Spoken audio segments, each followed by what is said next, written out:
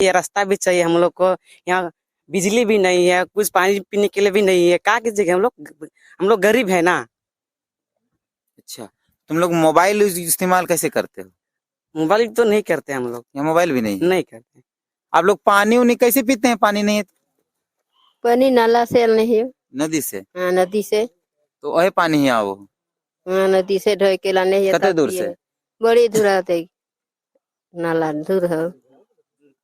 1.5 kilometre ढोवे हो है पानी। डेली? हाँ, दिल्ली नहाए धोए नदी में। वो 1.5 किलोमीटर? हाँ, तो छोवा सबके मान लेकर दियो तबियत उबियत खराब भेलो, कोई महिला गर्भवती रहलो तो हॉस्पिटल लगा लगी कैसे? टांग के लगे यो। आप लोग राशन उसन कुछ लाते हैं, कैसे लाते हैं? अभी हम लोग कंधे से लाते हैं, उतना दूर सफर करते हैं, अच्छा, ढो के लाते हैं। 5-7 किलोमीटर से? हाँ, 5 जगह 7 किलोमीटर। यहाँ तो कोई सुविधा नहीं है। कोई सुविधा नहीं। किसी को कुछ हो गया, हाँ। मान लीजिए किसी का डिलीवरी हो गया या एक्सीडेंट, कोई मैंने भी चोट हो उठ लगी, कैसे हाँ। जाएगा हॉस्पिटल? हम लोग टांग के ले जाते हैं, 4 पाँव ऐसे बांध के ले जाते हैं, खटिया तब में? खटिया में बांध के तब डॉक्टर जगह पहुँचते हैं। इधर तो सुविधा नहीं है, गाड़ी घोड़ा तो कुछ चलता नहीं है। तो राशन उसन आप लोग का? हम लोग वैसे टांग के लाते हैं, ढो के लाते हैं। सर, ये जो बच्चियां हैं आप देख रहे हैं, ये लोग पानी ले, क्या नाम है मैं तुम लोग का? मनीषा। कितना दूर से पानी ला रही? जाते थे। डेली लाती है? हाँ, ये नदी से पानी ला रही है? हाँ। अच्छा, डेली 1.5 किलोमीटर से लाती हो? अच्छा, जाओ रख क्या। एक तरफ सरकारें आजादी का अमृत महोत्सव मना रही है, आजादी के 70-75 साल होने का जश्न मना रही है।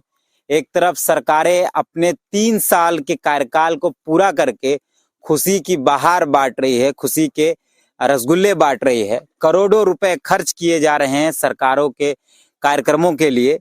झारखंड विधानसभा का जो स्थापना दिवस होता है उस कार्यक्रम में करोड़ों रुपए खर्च किए जाते हैं। वहीं दूसरी तरफ एक ऐसा गांव जो आज भी बुनियादी सुविधाओं से दूर है, ऐसा गांव जहां ना तो बिजली है, ना तो पानी है, ना तो विद्यालय है, ना तो शौचालय है, कुछ भी सरकारी सुविधाएं यहां तक नहीं पहुंच पाई है। आप जानकर आश्चर्य करेंगे कि ये गांव उस इलाके में है जिस गांव को झारखंड नहीं, देश नहीं, बल्कि पूरा विश्व जानता है। पूरे विश्व से लोग इस इलाके में आते हैं, इस पंचायत में आते हैं। हम बात कर रहे हैं उस पंचायत की जिस पंचायत में पारसनाथ पहाड़ पड़ता है, जिस पंचायत में जैन जो धर्मावलंबी हैं उनका एक छोटा सा तीर्थ मंदिर है। हम उस पंचायत की बात कर रहे हैं जो पंचायत झारखंड के दिसुम गुरु शिबू सोरेन का कर्म भूमि रहा है। हम पारसनाथ की तलहटी पर बसे एक सतखटिया गांव जो चतरों से होकर ऊपर आता है, उस पंचायत, उस गांव की बात कर रहे हैं। आप जब यहाँ पहुंचेंगे तो आपको सड़क नहीं मिलेगी, आपको रास्ते भर पहाड़ के पत्थरों को काट काट कर आगे बढ़ना पड़ेगा।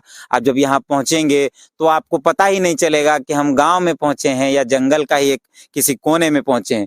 ये रास्ता आप अगर देखेंगे तो पहाड़ के बीच से गुजर कर यहाँ तक आता है। बच्चे जो यहाँ के हैं वो विद्यालय लगभग 6-7-8 किलोमीटर दूर हर दिन इसी पहाड़ से उतरकर पैदल जाते हैं। यहाँ गाड़ी आने की भी सुविधा नहीं है, मोटरसाइकिल आने की सुविधा नहीं है।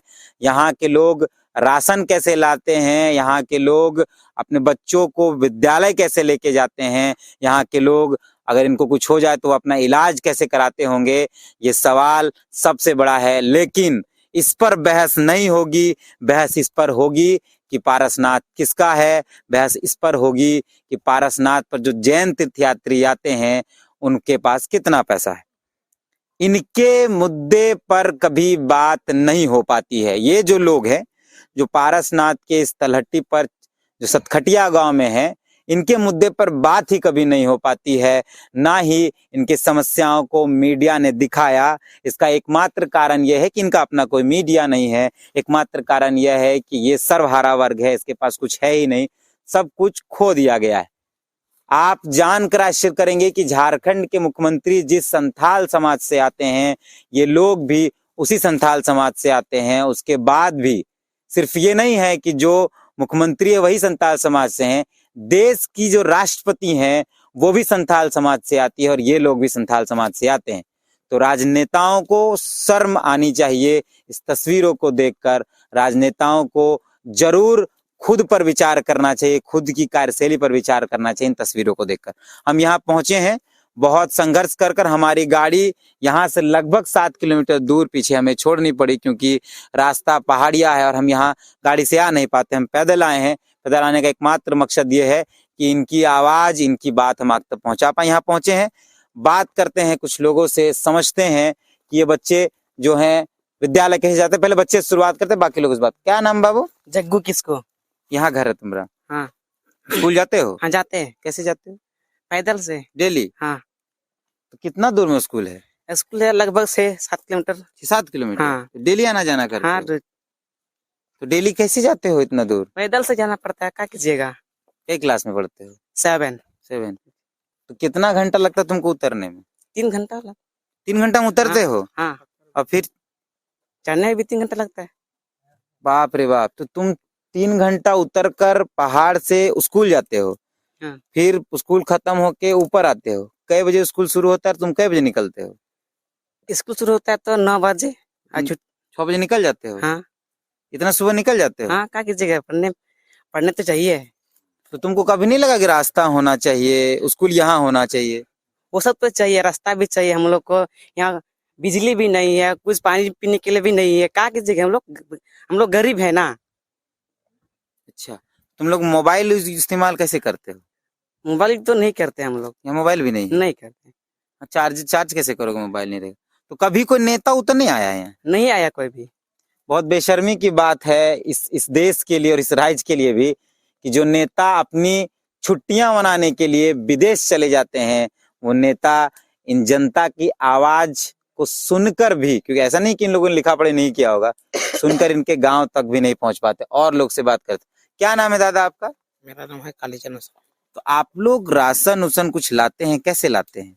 अभी हम लोग कंधे से लाते हैं, उतना दूर सफर करते हैं, अच्छा, ढोके लाते हैं। 5-7 किलोमीटर से? हाँ, 5-7 किलोमीटर। यहाँ तो कोई सुविधा नहीं है? कोई सुविधा नहीं किसी है। को कुछ हो गया, मान हाँ। लीजिए किसी का डिलीवरी हो गया या एक्सीडेंट, कोई मैंने भी चोट हो उठ लगी, कैसे जाएगा हम हॉस्पिटल? लोग टांग के ले जाते हैं, 4-5 ऐसे बांध के ले जाते हैं, खटिया तब में? खटिया में बांध के तब डॉक्टर जगह पहुंचते हैं।